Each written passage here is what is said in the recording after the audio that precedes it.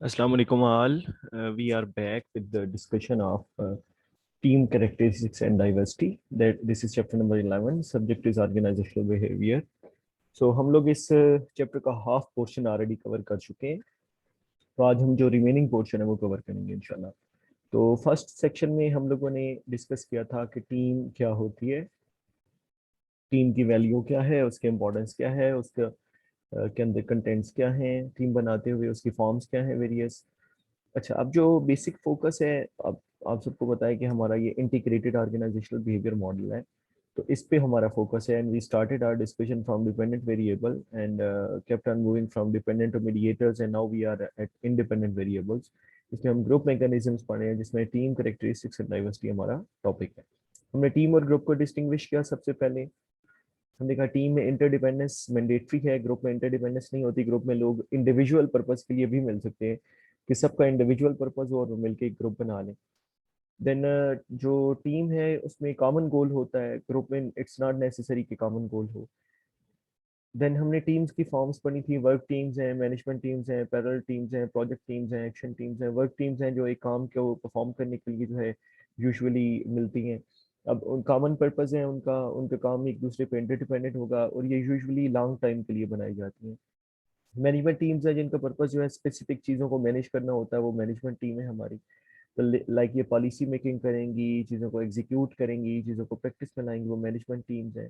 Parallel teams हैं जब हम वेरियस डिपार्टमेंट से लोगों को इकट्ठा करते हैं और किसी खास मकसद के लिए, तो यूजुअली ये पार्ट टाइम के तौर पे काम करते हैं क्योंकि उन्होंने ओरिजिनली अपने डिपार्टमेंट्स पे काम करना होता है. प्रोजेक्ट टीम्स को हमने डिस्कस किया था. वो टीम जो एक स्पेसिफिक प्रोजेक्ट को परफॉर्म करने के लिए बनती है. दैट प्रोजेक्ट में बी फॉर फ्यू डेज और इट में बी फॉर ईयर्स.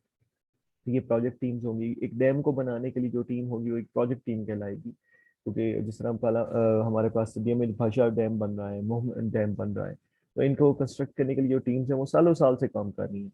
ये हमारी प्रोजेक्ट टीम्स होंगी. एक्शन टीम्स होंगी जिन्होंने कुछ एक सर्टेन एक्शन परफॉर्म करना होगा जो हाईली विजिबल होता है या हाईली चैलेंजिंग नेचर का होता है.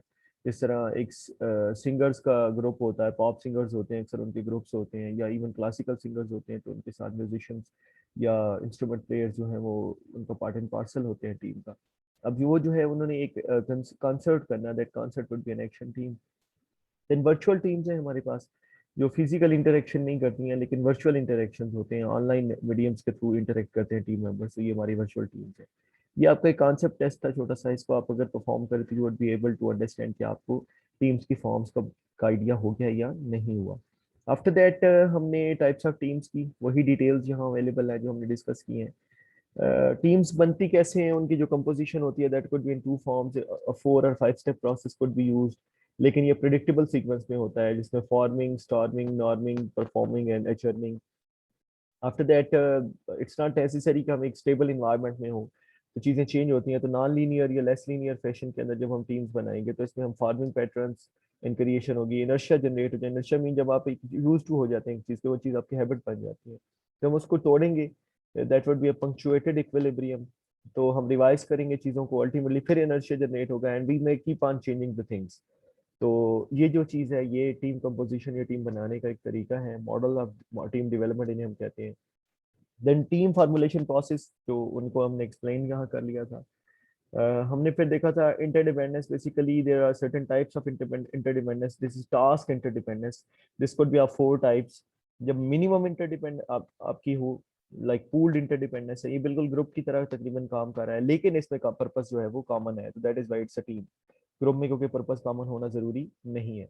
देन सिक्वेंशियल है जिसमें एक का काम दूसरे पे, दूसरे का तीसरे पे, तीसरे का चौथे पे इस तरह डिपेंड कर रहा हो, ये इफेक्ट कर रहा हो, तो ये सिक्वेंशियल है. देन रेसिप्रोकल हमने डिस्कस किया था कि एक दूसरे पे इफेक्ट कर रहा होता है एक दूसरे का काम, यानी इंटरडिपेंडेंस जो है वो रेसिप्रोकल होती है. और कम्प्लेक्स या कम्प्रीहेंसिव या कंप्लीट लेवल ऑफ जो इंटरडिपेंडेंस है वो हमारी कम्प्रीहेंसिव इंटरडिपेंडेंस है जिसमें सबका काम एक दूसरे पे डिपेंड कर रहा होता है अल्टीमेटली. तो ये टास्क इंटरडिपेंडेंस की फॉर्म्स है. आगे हमने गोल और आउटकम इंटरडिपेंडेंस भी पढ़ी थी कि when goals are aligned, goals एक दूसरे पे इंटरडिपेंडेंट है, वो हमारी गोल्स इंटरडिपेंडेंस है. और आउटकम्स हैं कि गोल्स की जो आउटकम्स आती हैं अगर वो इंटरडिपेंडेंट है एक दूसरे पे तो उन्हें हम आउटकम इंटरडिपेंडेंस कहेंगे. आज जो हमने पढ़ना है पोर्शन जो जहाँ से आज का हमारे कंपोनेंट स्टार्ट हो रहा है डिस्कशन के लिए, दैट इज टीम कंपोजिशन. अब टीम कंपोजिशन क्या हो रहा है कि हमने टीम को कंपोज कैसे किया, टीम में कौन कौन से लोग शामिल हैं, किन करेक्टरिस्टिक्स के साथ, किन रोल्स के साथ, किन एबिलिटीज के साथ. यानी जो टीम के मेंबर्स हैं वो कैसे हैं, ठीक है, तो वो कहलाएगा टीम कंपोजिशन। जिसमें आप देखें ना, एक क्रिकेट टीम है, क्रिकेट टीम के अंदर टीम कंपोजिशन जो है मुख्तलिफ होती है। आपने T20 खेलना हो तो कंपोजिशन और होगी, ज्यादा हार्ड हिटर्स प्लेयर होंगी, ठीक है, रोकने वाले प्लेयर नहीं होंगे। आपने टेस्ट मैच खेलना है तो फिर आपको रोकने वाले प्लेयर चाहिए, हार्ड हिटर्स नहीं चाहिए, क्योंकि आपने 5 दिन गुजारने हैं ना कि 20 ओवर। तो दैट इज वाई जो है टीम्स की कंपोजिशन डिफरेंट होती है। कभी हमें स्पिनर्स की जरूरत होती है, कभी हमें फास्ट बॉलर्स की जरूरत होती है, कभी हमें ज्यादा बैट्समैन की जरूरत होती है। तो हम जो है टीम की कंपोजिशन, जो टीम के मेंबर्स हैं वो किस तरह के होंगे, वो जो डिसाइड हम करते हैं वो टीम कंपोजिशन है। तो टीम कंपोजिशन के 5 एलिमेंट है आपके सामने, वो नजर आ रहा है। मेंबर रोल्स हैं, एबिलिटीज हैं, पर्सनैलिटी है, डाइवर्सिटी है और टीम साइज है। इनको हम डिस्कस करते हैं। हम जो मेंबर्स के रोल्स होते हैं, एक टीम के अंदर जो मेंबर्स होंगे उन्होंने कुछ रोल्स परफॉर्म करने होंगे। लाइक दो तो मेजर रोल्स है ना, एक लीडरशिप रोल है और एक नॉन लीडरशिप या फॉलोअर्स का रोल है। अब लीडर का रोल ये है कि वो लीडर के तौर पे काम काम करेगा। तबलीगी जमात कहीं जाती है तो उनका एक अमीर होता है, वो उनका लीडर है। अब वो एक टीम है, वो कॉमन पर्पस के लिए जा रहे हैं, वो इंटरडिपेंडेंट है एक दूसरे के ऊपर, उन्होंने एक दूसरे को असिस्ट करना होता है। क्रिकेट टीम कहीं जा रही है तो there would be one captain, ठीक है, अब वो उनका लीडर है। तो लीडर स्टाफ टीम है एक, बाकी जो है वो फॉलोअर्स है। अब बाकी को अगर हम टीम मेंबर्स कहते हैं तो टीम मेंबर्स के कुछ रोल्स हैं, टीम टास्क रोल्स हैं, टीम बिल्डिंग रोल्स हैं और इंडिविजुअल रोल्स हैं। टीम टास्क रोल है, जिस तरह नाम से सिग्निफाई हो रहा है कि पूरी टीम के जो टास्क हैं उसको परफॉर्म करना, ये टीम टास्क रोल है। जिस तरह मैंने अभी आपको एग्जांपल दिया, तबलीगी जमात जाती है तो तबलीगी जमात में, जब तबलीगी जमात में अगर आप में से कोई स्टूडेंट गया है, ये कभी आपके पड़ोस में या नेबरहुड में आई है और आपने देखी है, तो वो क्या करते हैं, उनमें से 2 बंदे खाना बनाते हैं, बाकी तबलीग कर रहे होते हैं। और जो 2 बंदे खाना बना रहे हैं वो सिर्फ अपने लिए बना रहे हैं, सबके लिए बना रहे हैं, वो सबके लिए बना रही है, उनका रोल है, तो उन्होंने खाना बनाना है, ठीक है। तो अब इससे जो है वो पूरे का पूरी जो टीम की परफॉर्मेंस है वो इफेक्ट होगी। तो ये टीम टास्क रोल्स हैं जो आपने टीम के लिए परफॉर्म करना है, ठीक है। आपने अपने लिए काम नहीं करना, ये आपकी ड्यूटी नहीं है, rather you are doing that task for the whole team. And team building roles हैं, एक तो टीम के काम करना है ना, फिर टीम को बिल्ड करना, टीम में एक ऐसा कंड्यूसिव और एक तरह सपोर्टिव एनवायरनमेंट बनाना भी हर मेंबर की जिम्मेदारी है, जहाँ पे लोग एक दूसरे को सपोर्ट करें, लोग एक दूसरे को इनकरेज करें, लोग एक दूसरे की फेवर करें। तो वो जो अच्छा इन्वायरमेंट, अच्छा माहौल बनाना, अच्छा सोशल क्लाइमेट बनाना है, that is team building role. And this is again responsibility of every member कि उसने ये काम करना है, ठीक है, उसने टीम में एक अच्छा माहौल बनाना उसकी जिम्मेदारी है। देन इंडिविजुअल रोल्स हैं, कुछ जो इंडिविजुअल टास्क आपको मिलते हैं पूरे टीम के रोल में से। अब जिस तरह क्रिकेट टीम है तो क्रिकेट टीम में ओपनर का अपना एक रोल होता है।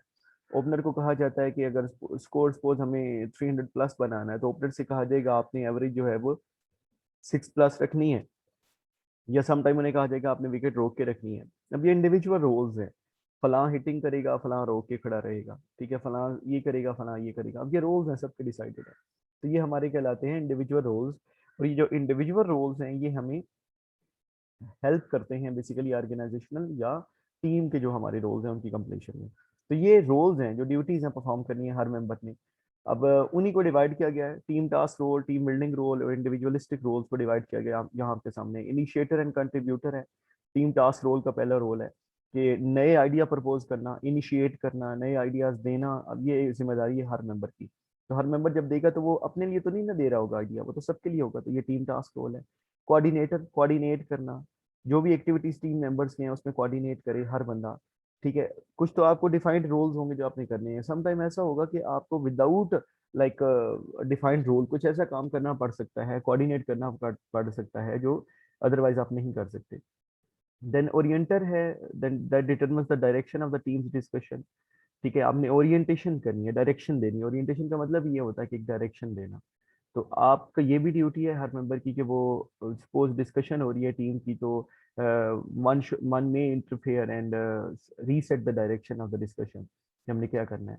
देन डेवल्स एडवोकेट है, डेवल्स एडवोकेट वो इंडिविजुअल होता है बच्चों कि जब जहाँ पे बहुत सारे लोग डिस्कस कर रहे हैं, लोग एग्री हो रहे हैं एक बात से, तो वो उस चीज को क्वेश्चन रेज करता है, उस चीज के ऊपर शक डालता है। ये उसे शैतान का काम भी शक डालना ही है ना, तो वो डेवल्स एडवोकेट बनता है, शैतान का जो है वकील बनता है, और वो शैतान की तरह का डाउट डालता है, वो क्वेश्चन रेज करता है। मकसद उसका ये होता है कि वो बेसिकली जो जिस पे लोग एग्री हो रहे हैं ना, लोगों को उसके कॉन्स का या उसके नेगेटिव एस्पेक्ट का भी आइडिया हो, तो लोग उसके ऊपर एक कंप्लीट पिक्चर और एक कंप्लीट डिबेट बनाएं, रादर देन कि वो फुली उस पर एग्री हो जाए। तो ये डेवल्स एडवोकेट है। देन एनर्जाइजर है, ये टीम को मोटिवेट करता है, ठीक है, एनर्जी देता है, ठीक है, उनको जो है वो एक स्पिरिट देगा, जील पैदा करेगा। यानी टीम में एक रूह फूंक देने वाला जो काम हम उर्दू जुबान में कहते हैं ना, वो एनर्जाइजर का काम होता है। एंड देन प्रोसीजरल टेक्नीशियन है, उसने रूटीन के टास्क को करना होता है, और इन सब का मकसद क्या है, उसके टीम टास्क रोल है, यानी टीम के मुतालिक जो टास्क है उनके लिए फोकस है सारा। देन टीम बिल्डिंग रोल्स हैं। अब टीम बिल्डिंग के अंदर जो है वो टीम को बिल्ड करेगा, टीम के अंदर सोशल इन्वायरमेंट अच्छा करेगा, उसमें इनकरेजर है, वो दूसरे टीम मेंबर्स को इनकरेज करता है कि वो कुछ करें। अब यहाँ पे जब वो इनकरेज करेगा, ठीक है, तो क्या कर रहा है बेसिकली, वो उनमें एक एनर्जाइजर वाला काम भी कर रहा है, और साथ साथ लोगों के अंदर एक सोशल नेटवर्क भी अच्छा जनरेट करने की कोशिश करेगा। हार्मोनाइजर है, हार्मनी जनरेट करना, पीस जनरेट करना। कोई इशू हो जाता है, लोगों के दरमियान डिफरेंसेज आ जाती हैं, तो उनमें हार्मनी पैदा करेगा। कंप्रोमाइजर है, ठीक है, वो कन्फ्लिक्ट हो जाती है तो उसमें कंप्रोमाइज करवाने की कोशिश करेगा। गेट कीपर एक्सपेडाइटर है। तो अब ये जो है, ये गेट कीपर के तौर पे कहा। गेट कीपर का क्या होता है, गेट कीपर अलाउ करता है आप जा सकते हैं, वो रोकता है आपको कि आप नहीं जा सकते, ठीक है, वो आपको जो है वो बेसिकली कांटेक्ट करने या कांटेक्ट होने से रोकता है। तो अब यहाँ पे जो टीममेट्स के लिए वो एक गेट कीपर के तौर पे होगा कि टीममेट्स को वो इनकरेज करेगा कि आप जाएं, और टीममेट को समटाइम रोकेगा कि वो आप ना जाएं, कोई काम ना करें। तो it encourages participants for participation from the teammates, यानी वो लोगों को मोटिवेट करेगा कि आप जाएं, आप पार्टिसिपेट करें, आप उसमें इन्वॉल्व हों। जिस तरह होता है ना, एक टीम होती है, टीम में एक कहता है कि तुम ये ऐसा करो, तुम ऐसा करो, तुम ये कर सकते हो, आप ऐसा करो, आप ये कर सकते हो। ये गेट कीपर का रोल है। देन स्टैंडर्ड सेटर है, और ये express goals for team to achieve. ये स्टैंडर्ड सेट करेगा, ये गोल सेट करेगा, ठीक है। अब गोल जो है वो सिर्फ सेट करना, अगर आप खाली गोल सेट करेंगे तो आप टास्क रोल में भी आ जाएगा, लेकिन यहाँ उसने गोल सेट करने के साथ साथ लोगों को रियलाइजेशन भी देनी है कि we can do that, yes we are here, we are able enough कि वी कैन डू दैट। अब ये जो है ये स्टैंडर्ड सेटर है। देन फॉलोअर है, अगर दूसरों के आइडियाज आते हैं तो उसको फॉलो करना, अच्छा टीममेट के तौर पे काम करना। अब इस सुर में जब आप लोगों की बात को सुनेंगे, लोगों के आइडियाज को एक्सेप्ट करेंगे, लोगों के आइडियाज को वैल्यू करेंगे, उस पर अमल करेंगे, तो इट मीन्स कि आप दूसरों को वैल्यू कर रहे हैं, तो उससे अल्टीमेटली जो इन्वायरमेंट होगा वो बेहतर होगा टीम का। तो यहाँ पे टीम के रोल के साथ साथ टीम के जो इन्वायरमेंट है उसको भी अच्छा रखने की बात हो रही है। Last one is individual roles. Individual आपके क्या रोल्स हैं? एग्रेसर है, like deflates teammates, expresses disapproval with the hostility, ठीक है, कि सम टाइम आपको जो है एग्रेसर के तौर पे काम करना पड़ता है, लोगों को स्नप करने के लिए, लोगों को रोकने के लिए, तो आपको सख्ती करनी पड़ती है। ये एग्रेसर का रोल है। ब्लॉकर का रोल है रोकना, ठीक है, कि सम टाइम जो है वो आपको ब्लॉकर के तौर पे काम करे, कोई गलत काम हो रहा है तो आपकी जिम्मेदारी है कि आप उसको रोकिए, ये इंडिविजुअल रोल है आपका कि आपने उसको ब्लॉक करना है। देन रिकॉग्निशन सीकर है, breaks and calls attention to himself और हरसेल्फ, अपनी जो आप खुद अटेंशन लेते हैं, जिस तरह अक्सर होता है ना, लोग बैठे होते हैं कि excuse me everyone, I have to say something, ठीक है, ये रिकॉग्निशन सीकर है कि आपका काम है, इंडिविजुअल रोल है कि आप जो है वो रिकॉग्निशन सीख करें। सेल्फ कन्फेसर है, अगर आपको समटाइम ऐसी सिचुएशन आ जाती है कि आपको जो है अपने आप को कन्फेस करना पड़ता है, उगल अपनी बात को एक्सप्रेस करना पड़ता है, मैं ये मानता हूँ कि ऐसा है, ठीक है, तो ये सेल्फ कन्फेसर है। तो यहाँ पे आप आपको अपनी अपनी जो पर्सनल ओपिनियंस हैं उसको हाईलाइट करना पड़ेगा, समटाइम अप्रोप्रिएट तरीके से, समटाइम इनअप्रोप्रिएट तरीके से। देन स्लैकर है, जो पीछे रहने वाला आप कहने, ठीक है, जो cynical act cynically, nonchalantly and goofs off, ठीक है, वो जो बंदा होगा वो हमारा स्लेकर कहलाएगा, ठीक है। ये पीछे रह जाने वाला आप कह सकते हैं, ठीक है, जो आप यूं कह लें कि कम सुनने वाला हो। समटाइम ऐसा होता है कि आपको सुनी अनसुनी करनी पड़ती है, वो भी स्लेकर की सिचुएशन है, ठीक है। तो आप इस तरह जो है रिएक्ट करेंगे, तो ये जो है ये आपके लिए एक जो है अच्छा काम हो सकता है, इंडिविजुअल रोल हो सकता है आपका। देन उसके बाद डोमिनेटर है, डोमिनेट करना, sometime you have to work as a dominating person, ठीक है, तो आपको डोमिनेट करना है, ठीक है, लाइक किसी के ऊपर अपना प्रेशर शो करने के लिए, या किसी के ऊपर अपनी पावर को एग्जर्ट करने के लिए, या समटाइम लोगों को जो है वो रोकने के लिए, ठीक है, ये सारे काम जो है ये इंडिविजुअल रोल्स है। यहाँ इंडिविजुअल रोल जो है यूजुअली ऐसे हैं जो टीम की बेहतरी के लिए आप परफॉर्म करेंगे, ना कि अपने मकासद को हासिल करने के लिए करेंगे, ठीक है। तो ये इंडिविजुअलिस्टिक रोल्स हैं टुवर्ड्स द टीम। आगे टीम कंपोजिशन का सेकंड पार्ट है हमारा मेंबर्स एबिलिटीज। आपकी जो एबिलिटीज हैं, अब देखिए आपकी जो एबिलिटीज हैं उसका इफेक्ट होगा ना टीम की ओवरऑल परफॉर्मेंस पे। अब सम टाइम ऐसा होता है कि टीम के अंदर सारे लोग एबल होते हैं, सम टाइम एक एबल होता है, सम टाइम एक नहीं होता, बाकी सारे होते हैं, तो उसका ओवरऑल इफेक्ट पड़ेगा। तो अब वेरियस टास्क है टीम के अंदर, तो मेंबर्स की एबिलिटीज उसके मुताबिक होना जरूरी है। लाइक डिस्टिंक्टिव टास्क हैं, here group has to select one correct answer, often one member may do the task for all members। जिस तरह आपने कोई काम करना है, जिस तरह एमसीक्यू सेलेक्ट करना है, तो आप टीम टास्क आपको दिया गया, तो या आपको डिसीजन लेना है कि 4 ऑप्शन है, उनमें से बेस्ट ऑप्शन कौन सा है, तो एक बंदे को भी अगर स्किल है ना, तो दैट वुड बी इनफ कि जो है वो बाकी सबके लिए आंसर दे दे। कभी आपने बैतबाजी का मुकाबला देखा हो, तो उनमें एक बंदा जो है वो ज्यादा शेर पड़ता है, बाकी रिलेटिवली कम पड़ते हैं। अब ये डिस्टिंक्टिव टास्क है कि any one can out of you can do that, तो उसमें कम से कम एक बंदा ऐसा जरूर होना चाहिए जिसके पास हाई लेवल ऑफ एबिलिटीज हो। बाकी बेशक जो है वो मॉडरेट हो या लो हो, लेकिन एक मेंबर के पास वो एबिलिटीज ज्यादा होना जरूरी है। तो अब एबिलिटीज की जो रिक्वायरमेंट्स हैं is dependent upon the task, nature of task. Then conjunctive task है, इसमें हर मेंबर ने, डिस्टिंक्टिव होता है ना डिसजॉइंट करना, कंजक्टिव होता है कंजाइन करना, इकट्ठा करना। ठीक है, कंजक्टिव का मतलब ये इकट्ठा करना। तो every group member requires to complete the task, जिसमें सबने काम करना है, कोई एक नहीं छोड़ सकता, वो कंजक्टिव टास्क है। आपने कभी देखा हो इसमें एक पुअर परफॉर्मर भी होगा ना, तो उसका इफेक्ट सब पे पड़ेगा। आपने कभी रैली रेस देखी हो, रैली रेस में एक बंदा भागता है, वो स्टिक उसके हाथ में होती है या कोई चीज उसके हाथ में होती है, वो नेक्स्ट को ट्रांसफर करता है भाग के, वो भागता है, वो एक डिस्टेंस तक जाता है, वो थर्ड को ट्रांसफर करता है, थर्ड भागता है, वो फोर्थ जो है वो उसको पहुंचाता है, और फोर्थ जो है वो डेस्टिनेशन में पहुंचाता है। अब इनमें से एक भी अगर लेजी रनर होगा ना, स्लैकर होगा, ठीक है, तो उसका इफेक्ट सब चारों पे पड़ेगा। ये कंजक्टिव टास्क हैं, ठीक है, जिसमें एक ने बुरा परफॉर्म किया तो उसका इफेक्ट जो है वो सबके ऊपर पड़ेगा। देन एडिटिव टास्क हैं, जिसके अंदर बेसिकली सबकी इनपुट को कंबाइन करके हम जो है वो ऐड करके जो है हम उसकी बेस पे जो है वो आउटकम निकालते हैं। ये एडिटिव टास्क हैं हमारे। जिस तरह सब लोग इंडिपेंडेंट टास्क कर रहे हैं टीम के अंदर, हर बंदे के पास काम है, लेकिन टीम की परफॉर्मेंस में ये होगी जब सबके काम को ऐड कर दिया जाएगा। एक टीम है, वो पॉटरी का काम कर रही है, वो मिट्टी के बर्तन बना रहे हैं, तो मिट्टी के बर्तन बनाने के बाद जितने मिट्टी के बर्तन वो बनाएंगे वो टीम की परफॉर्मेंस होगी। तो 10 लोग हैं, अब 10 लोग मिट्टी के बर्तन बना रहे हैं, मिलके बना रहे हैं, सिनर्जिस्टिकली बना रहे हैं, इंडिपेंडेंटली बना रहे हैं, डिसाइड आपने किया है कि हम कैसे करेंगे। तो जो टोटल टीम की प्रोडक्शन है वो अगर कलेक्टिव है, तो हम फिर नहीं देखेंगे कि एक ने कितने बनाए। तो इसके अंदर भी एक जो लो परफॉर्मर्स है वो छुप जाएगा सब टाइम। और कंपेंसेटरी टास्क हैं हमारे, जिसके अंदर एक मेंबर जो है उसकी जो एवरेज है ना, ठीक है, बेसिकली, या एक बंदे की जो परफॉर्मेंस है वो पुअर परफॉर्मर्स को छुपा लेती है।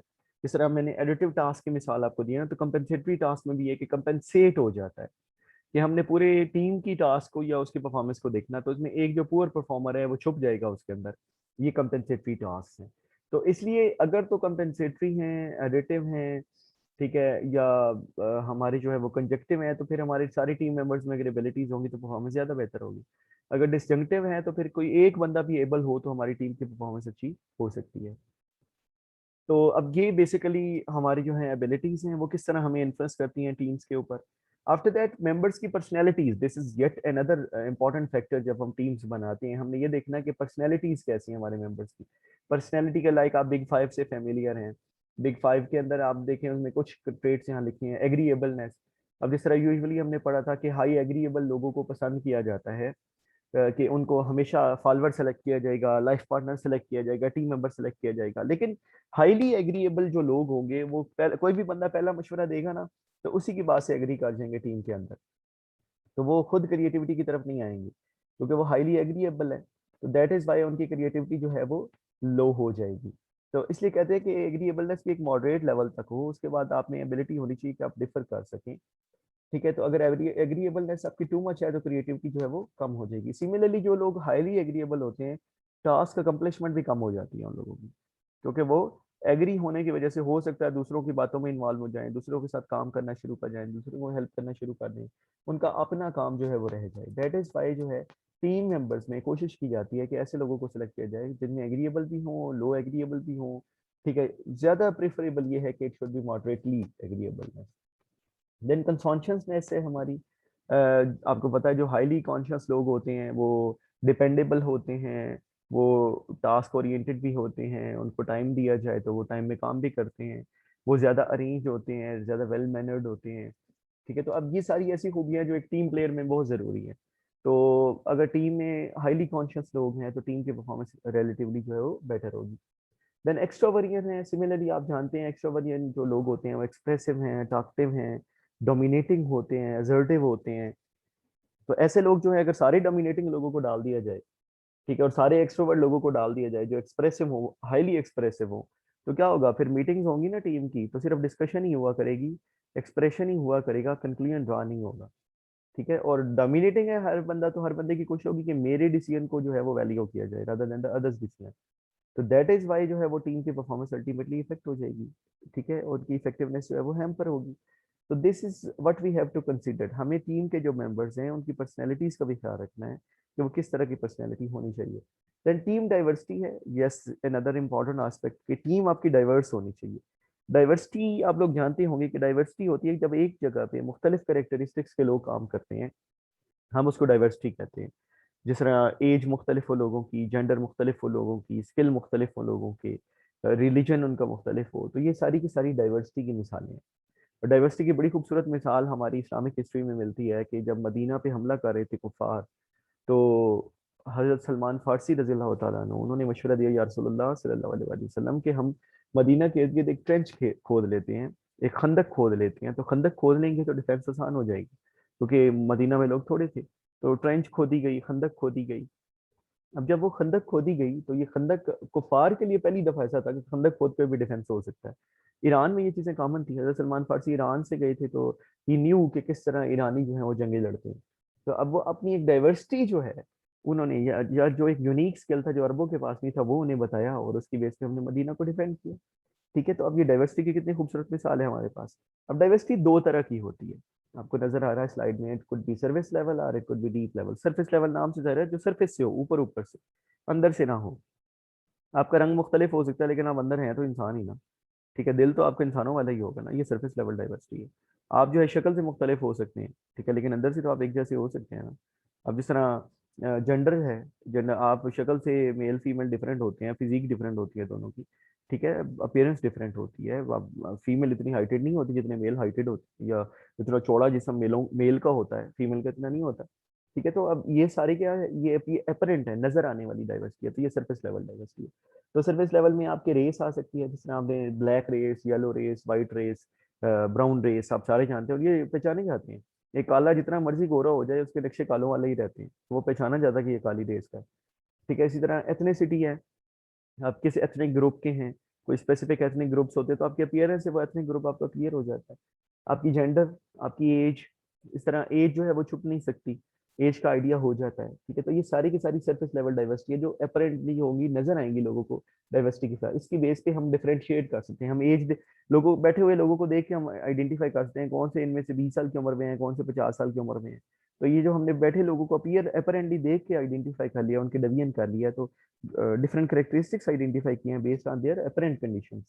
तो ये हमारी सरफेस लेवल डाइवर्सिटी है। डीप लेवल वो होती है जो आपके अंदर से डिफरेंस हो, जिस तरह आप में स्किल डिफरेंट है, आप में एबिलिटी डिफरेंट है, आपके फेवरेट कलर्स मुख्तलिफ हैं, आपकी फेवरेट कार मुख्तलिफ है, आपकी चॉइसेस मुख्तलिफ हैं, आपकी ईटिंग हैबिट्स मुख्तलिफ हैं। ये जो अंदर के आपके डिफरेंसेस है ना, जो नजर नहीं आते, वो हमारी डीप लेवल डाइवर्सिटी होता है। तो ये यूजुअली ऑब्जर्व नहीं होते। ठीक है, और इनका जो है वो यूजुअली एक्सपीरियंस के साथ ये इन्फर होते हैं कि आप में क्या एबिलिटीज हैं। तो ये दोनों डाइवर्सिटी हैं। अब डाइवर्सिटी आप में होनी चाहिए, जितनी डीप लेवल डाइवर्सिटी होती है ना, उतनी टीम ज्यादा बेटर होती है। सरफेस लेवल का इफेक्ट इतना नहीं होता। देन लास्ट हमारा पॉइंट है टीम कंपोजिशन से रिलेटेड, टीम साइज। टीम होनी कितनी चाहिए? तो अब टीम साइज जो है वो, इसके बारे में टू एजेस हैं, यानी टू बिलीव्स हैं। द मोर द मेरियर, जितने ज्यादा होंगे उतने बेहतर होंगे। And too many cooks spoil the pot, यानी बहुत ज्यादा लोग जब खाना बना रहे होते हैं ना एक ही बर्तन में, तो वो तबाही उतार देते हैं खाने की। ठीक है, तो अब ये दोनों बिलीव्स जो हैं ये स्टैंड फर्मली, दोनों ठीक हैं। बहुत ज्यादा मेंबर्स होंगे तो नुकसान है उसका।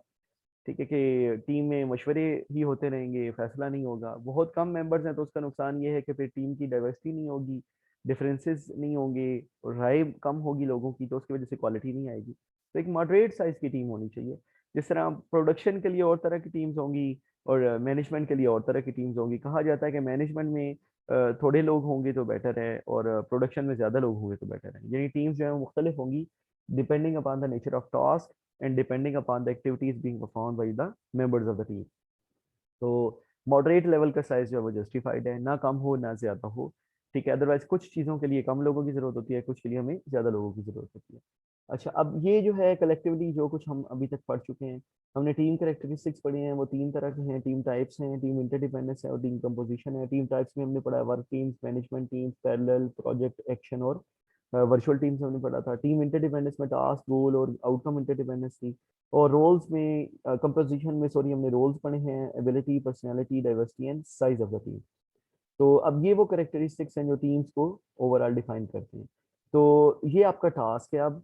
तो remaining part of the chapter आप लोगों ने खुद पढ़ना है और ये देखना है कि how teams influence the outcome variables, that is performance and commitment.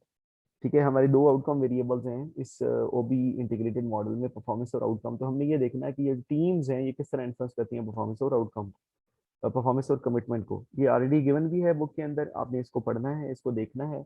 And इसको आप यूँ समझ लें कि ये आपका रीडिंग का टास्क है जिसको हम नेक्स्ट क्लास में इंशाल्लाह डिस्कस करेंगे। तो we are done with this chapter बच्चों। Stay blessed, may Allah keep you safe and healthy. जज़ाकल्लाह खैर, अल्लाह हाफिज़।